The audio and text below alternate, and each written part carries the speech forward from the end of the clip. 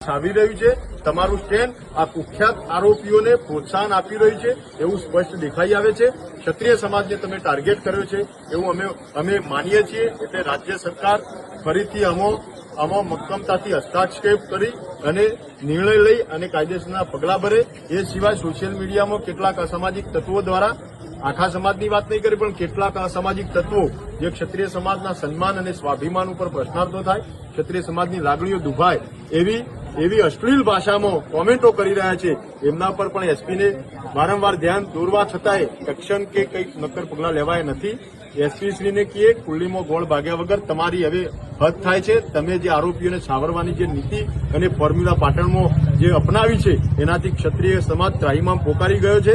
હવે તમારામાં બ્રહ્મ જ્ઞાન જાગે અને કાયદાનું સંવિધાનનું વહન કરો એવી નિષ્ઠાથી આજે અમે તમને અપીલ કરીએ છીએ। નહીંતર આવનારા સમયમાં ખૂબ ગંભીર પરિણામો ભોગવવા પડશે।